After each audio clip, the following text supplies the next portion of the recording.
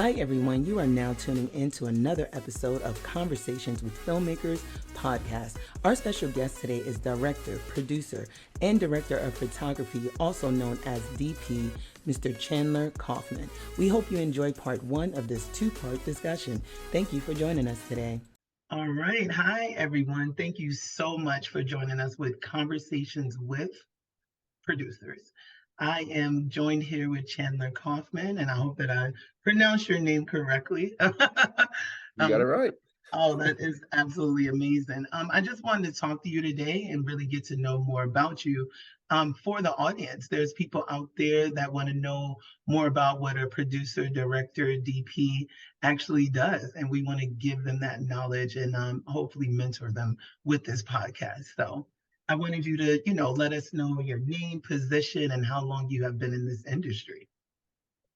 All right. Well, yeah, thanks for having me on. I really appreciate it. This is fun. My name is Chandler Kauffman, and I'm like you said, a producer, a director, and a cinematographer. I'm based in Brooklyn, New York, but I've spent a lot of time in Los Angeles and worked out there a bunch.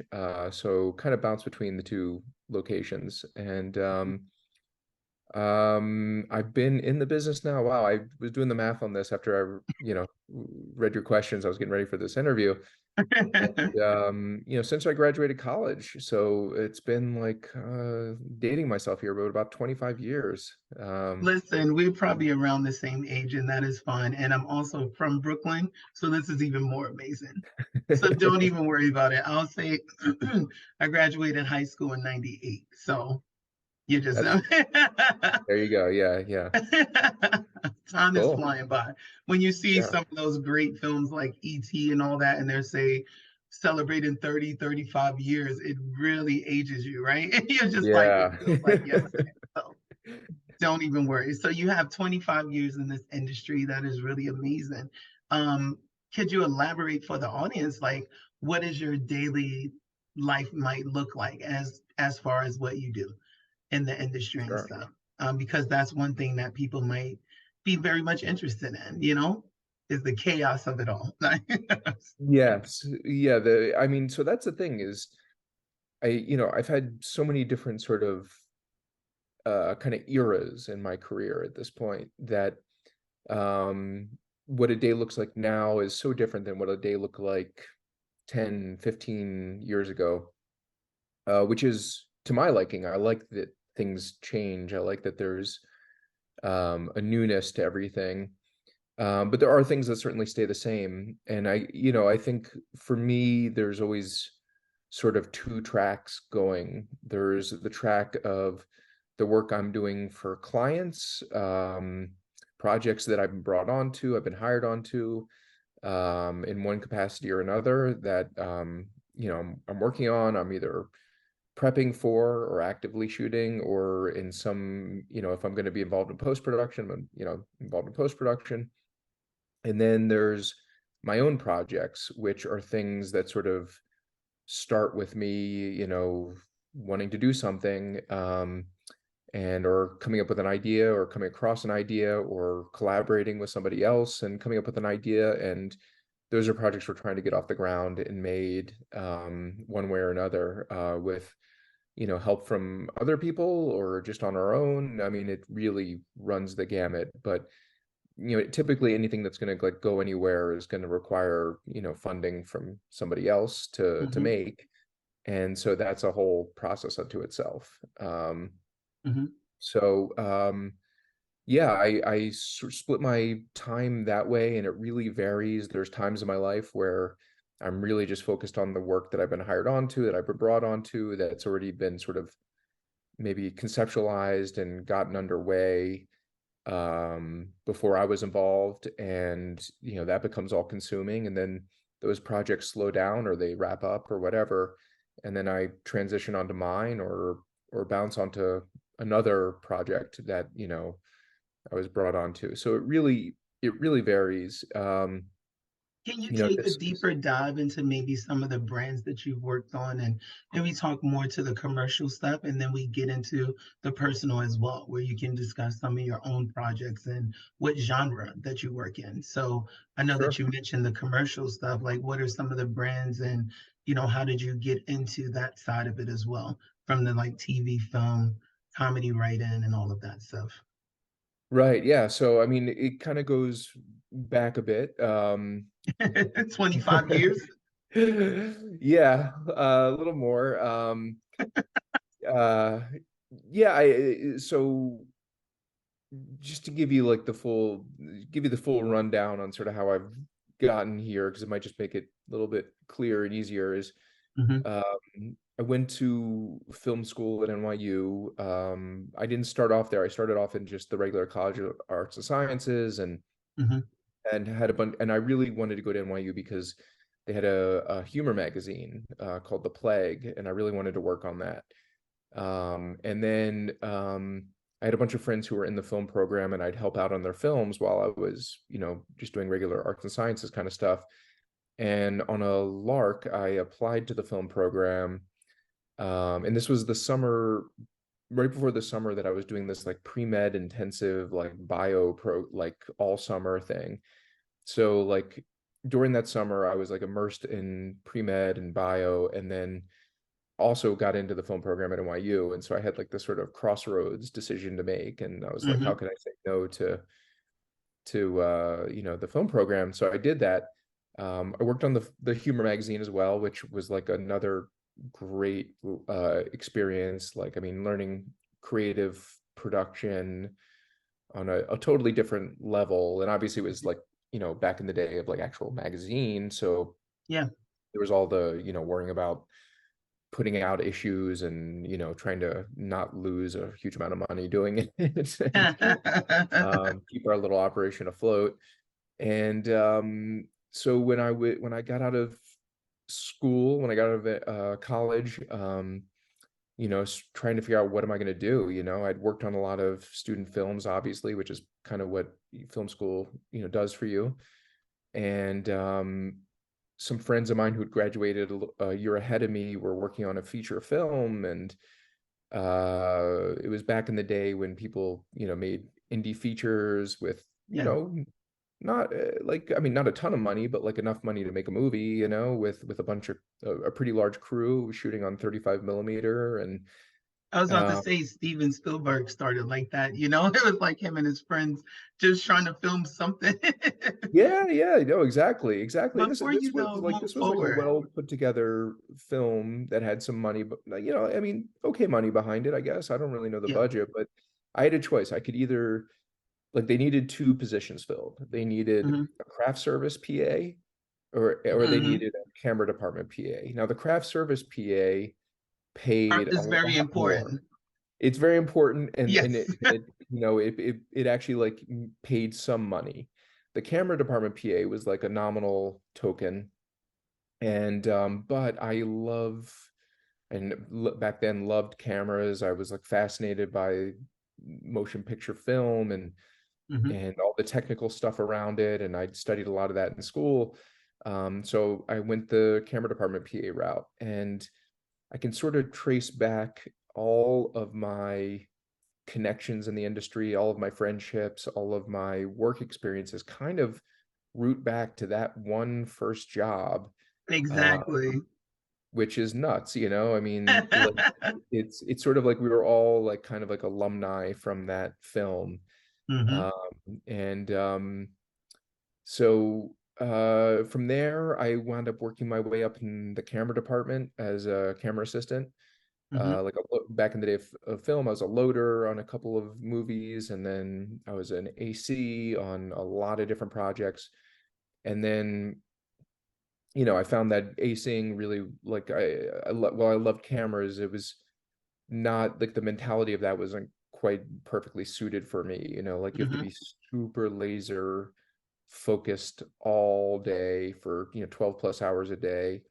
And I Do you realized remember the type of cameras that you were working with? Oh yeah, absolutely. We were working, I mean, that first film, the film was called ABCD, which stood for American Born Confused Deci. Um, it was all What about genre was that? Was it comedy? yeah, it was like a comedy kind of like, first generation immigrant story, like, Hmm. kind of thing. But it was a cool movie. It had some people who went on to do like big stuff. And yeah, we shot that on a 35 BL, which was an Airy 35 BL, Hmm. which I still remember because like my last day of work was they'd rented the camera from a camera rental house in Boston, which was Hmm. called Rule Camera back then, I think. I think it has a different name now, but and so my job was to drive the camera back up and back to Boston and and then back to New York City, drop off the van and get back in time for the big rap party. Um, Yes, yes. which, The transportation is important as well. You're like, yeah, listen, I cannot mess this up. That was a lot of pressure right there. well, I mean, the pressure was just to get back in time for the rap party because it was like, we just spent, I don't remember like whatever it was, like 8 weeks working together, and we're all young and in our 20s, and I mean, working on those kind of films back in that era at that age, it's basically like summer camp for, everybody. Like you make a little bit of money maybe, but like it's like you're making all these friends, you're like having adventures, you're going to Mhm, all sorts of places you would never normally go, and and shooting 35 back in those days, you had like pretty large crew compared to what you'd probably have now making that mhm. film. So you met a lot of people and you got to like hang out, and there's like all this downtime on set, and So you kind of like built a community, is what you're saying. yeah, And that exactly. community continued on as the years passed by, which is Exactly. As roles mhm, changed, as people moved up, and of course some people move on from the business, mhm, but yeah, so from there I transitioned into eventually into the lighting department, and I worked my way up as a gaffer. And all the while I was doing all of this, I was making my own shorts, I was making all sorts of little projects of my own. And nice. as I worked in these other positions, I also like was able to build up like favors, with rental houses, and just Mhm. crew would like help me out on my projects or lend me equipment. And Kodak would, if you went to them and really pleaded your case, they would give you film. Um, so it That's was exciting, though. Shout out oh, to it was Kodak. yeah, no, Kodak's amazing. They're still great. And now, a word from one of our sponsors. After starting my podcast, I needed to hire the pros to market the content. Are you looking for digital success? Look no further. World Boss HQ is your strategic partner. Their experts turn your vision into a digital masterpiece. From stunning websites to powerful marketing, they've got you covered. Startups or established businesses, they are your one stop solution. Visit worldbosshq.com. That is WORLDBOSSHQ.com, and unleash your potential today. World Boss HQ Digital Marketing. Your online empire awaits. We are excited to bring you this world exclusive teaser from Bad Rabbit Pictures and Movie Pods. They are presenting Age of Prophecy, a sci fi fantasy podcast done in the style of the radio dramas of yesteryear. Coming soon to all streaming platforms. Visit www.moviepods.com or www.thenukechronicles.com for all the release dates. You won't want to miss this one. Your myths were born from our history. Let's check it out.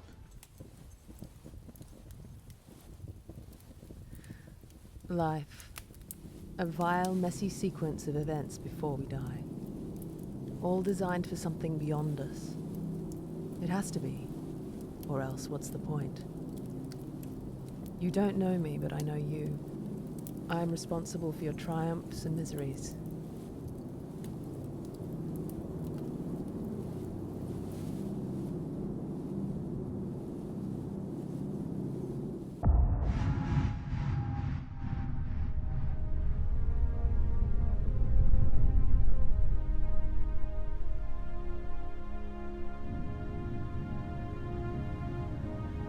I am Zira and Nilzor, and to truly understand your own story, you must know mine.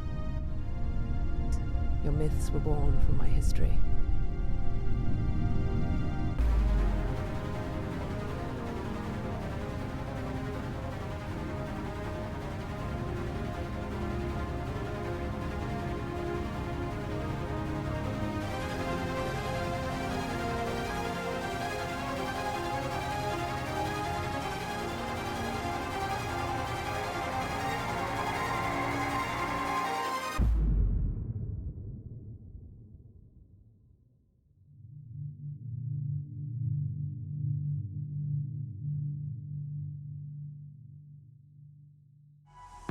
Hi there, and welcome back to Conversations with Filmmakers podcast. And yeah, and then So how sort did of you transition to the producer side of it from the right, doing exactly. the creative? Were you, I know that you're saying like you do have multifaceted positions and everything, and that definitely leads back to the NYU days and all of that stuff. Like when did it become also the producer side, which is more of the post and the pre-production and all of that stuff? What made you get Right. I into mean, that so side? like I'd been making, my own little projects all along and Hmm. learning all of these other sort of ins and outs and crafts and how post-production really works and all that. And then I decided I was working on a lot of commercials when I was gaffing, and there was a lot of, like worked on some comedy stuff, and with my comedy writing background and my first love was always comedy. I decided I'd make some like spec spots, and spec commercials are just commercials made out of your own pocket to build your Hmm. reel. And I didn't know any better, so I just wrote it myself. And then my friend who was he's now a really big DP, but was like working his way up to be a DP at the time. And these were born out of us just like sitting around bullshitting, like having lunch together and stuff, and like jokes that we thought were funny. Yeah.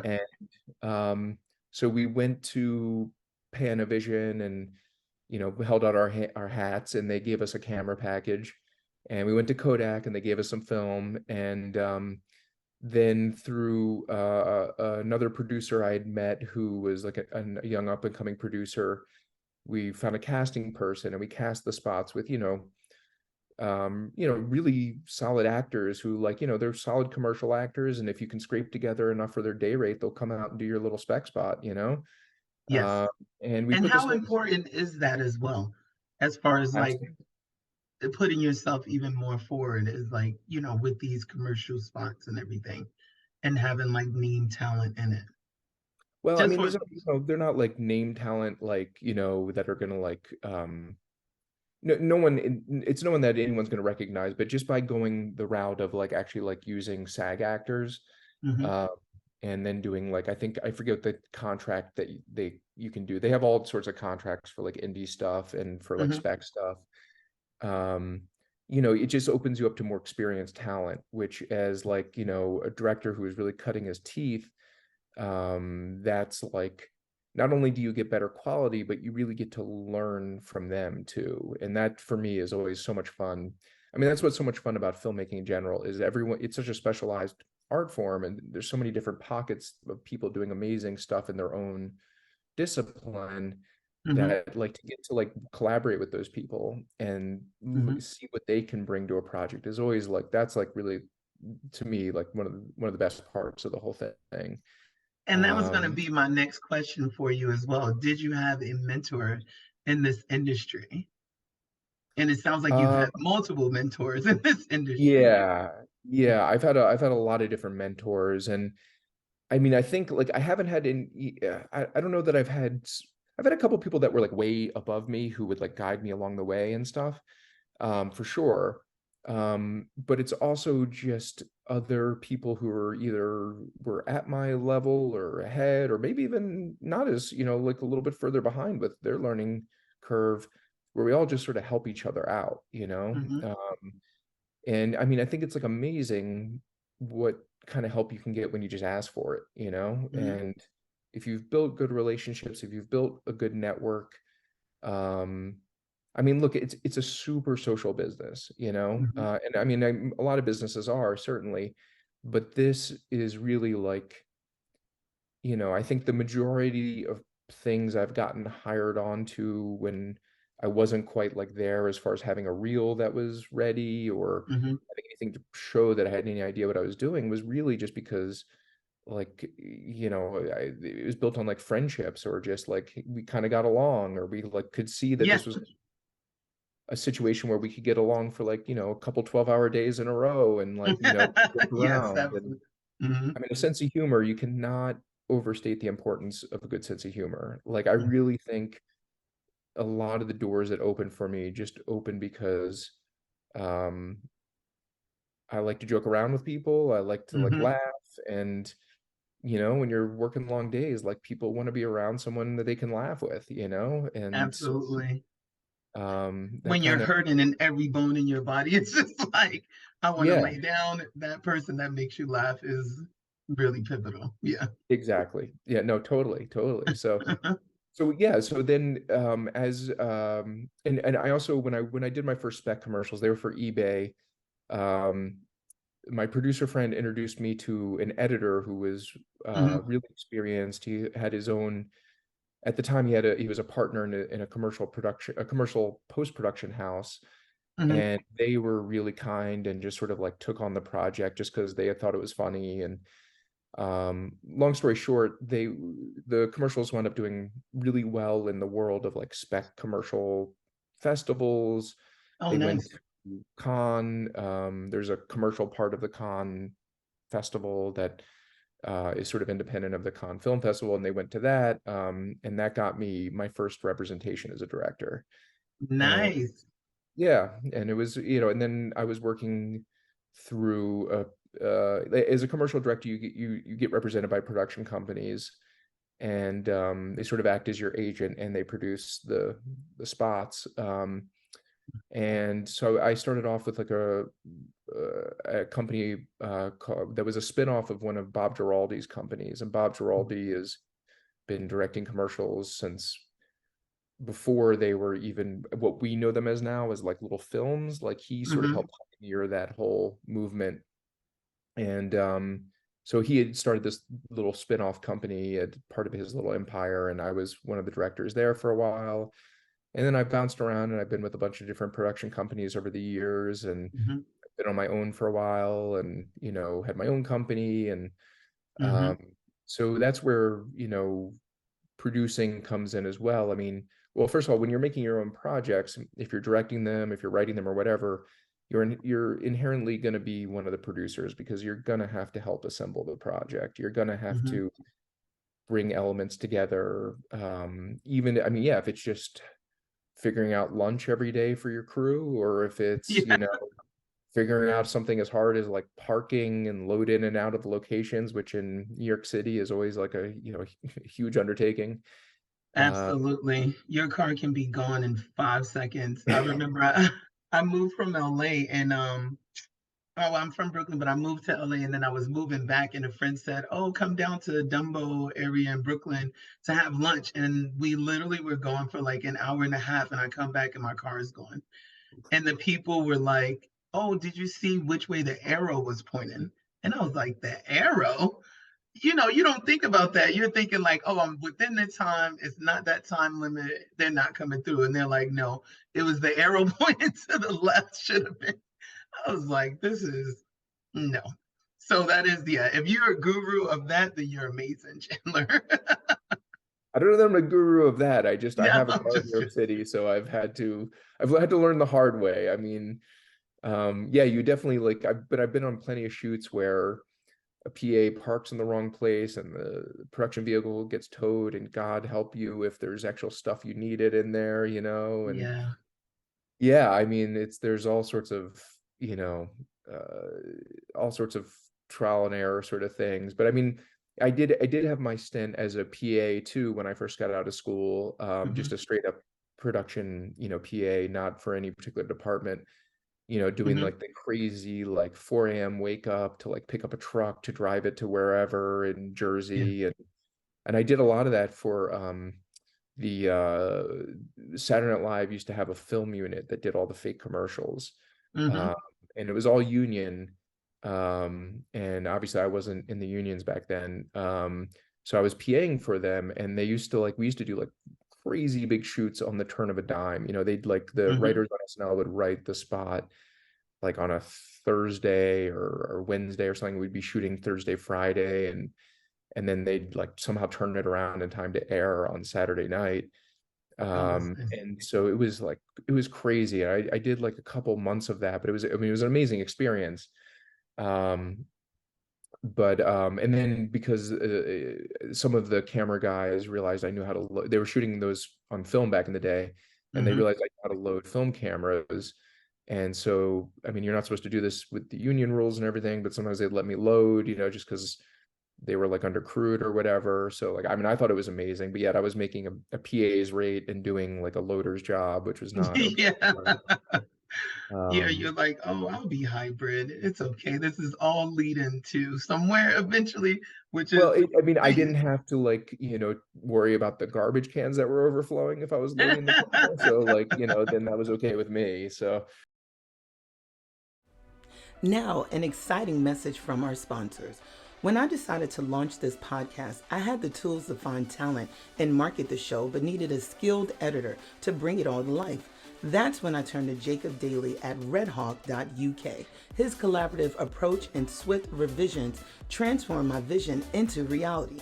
redhawk.uk, your one-stop solution for creative content services. Reach out to them.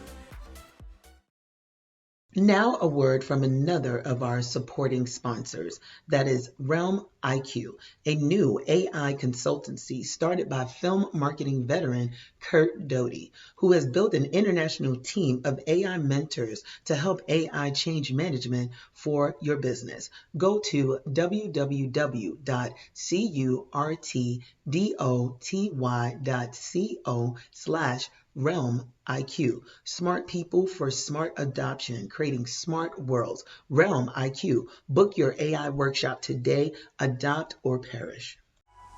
Hi there, and welcome back to Conversations with Filmmakers podcast. So let me ask you, what was one of the best projects you have worked on, either past or present? You've mentioned like the ABCD film and everything from back then, but is there one that you can elaborate on that and tell us why that was so great, even from a producer standpoint for the audience, well, I mean, I, going back a ways, I mean, I'll use Now, something more recent. what's So like, back a ways? No. yeah, Yeah. like I did a project right before the pandemic for this was as a producer director just through my production company, Hmm. um a project for the Congressional Medal of Honor Foundation, where we traveled around the country interviewing recipients of the Congressional Medal of Honor. Nice. And that always stands out to me as like a great project because it was compelling material. Because one of the things I do a lot of as well is documentary style work or documentaries straight up. But in the Hmm. commercial world, they're sort of like, can be doc style. But this was basically documentary portraits of people that have received the Congressional Medal of Honor. And Nice. um, so that one just always stands out to me because it was like a way that I like to work when possible, which is like a small, nimble crew. We're Mhm. traveling all over the country, because we're going to wherever the recipients were, and we'd be sort of like embedded with them for a day, 2 days, and have to tell their story. And so and the shoots always consisted of like, we do a sit down interview, and then we just sort of like spend the day with them getting B-roll, but like really trying to like get to the heart of like who they are and their life, and Mhm. how these extraordinary stories that they've experienced, or their extraordinary lives, how what it's like for them now. That's So that one amazing. was really fun. That was really rewarding too, because I mean, it wasn't a huge budget, Hmm. and so I was producing and directing, and my son was about only 6 months old then, so I was I had a young Hmm. son at home, which made working from home really complicated. But Yes. it was a really like, and all the while I was doing other jobs for other clients too. So I was, you know, it was sort of a little bit of a harried time, but I really enjoyed that sort of uh, workflow because we shot that over the course of like I think it was like 4 months. Hmm. So it gave us time to really do like a lot of prep for each shoot, and then we'd fly out and go to our subject and really know what we wanted to get into. Because a lot of times now I'll do these kind of projects, but I don't have much prep time, so I don't really get to dig into the backstories in the way that I like to Yeah. go in and feel like I even have an idea of what to ask these people and what to talk to them about. Um and a project like that is cool because it's just like you're like I really rely on my crew in that kind of situation. Hmm. We're working like super closely, my DP on that, my camera operator, and the sound people, and we'd pick up grip and electric crews in each town we go to, and Hmm. stuff like that. But and even just bringing on those local crews, finding those kind of people, and getting to like it's always so fascinating to see like the industry in some like random part of the country where you figure there wouldn't be an industry, because there's just not enough work to Yes, exactly. sustain it. Hmm. Like we were And shooting how do you, and can we dive deeper into that? Because someone watching might be a filmmaker in those towns. A lot of times yeah, they're trying to inspire people to, move to LA and New York and, Atlanta, Georgia, or something like that. And those places are very much, sometimes expensive and everything. So as a producer, how do you tap into that, for the audience so they can know where to go or what to do in order to, if you're coming through town? right.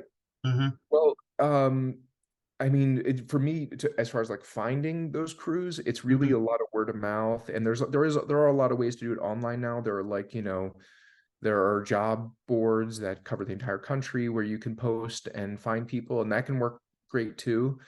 I always, maybe I'm like old school, but I always like getting like a word of mouth referral kind of thing because Hmm. someone's worked with somebody, that you find out the things that you wouldn't be able to find out just by looking at a reel or a resume Hmm. or whatever, or website. Not those things certainly matter and are really important, but going this route, like you're like, so you get someone who says, yeah, I've worked with this person, they're cool, they're great to work with, whatever, they know their stuff, go for it.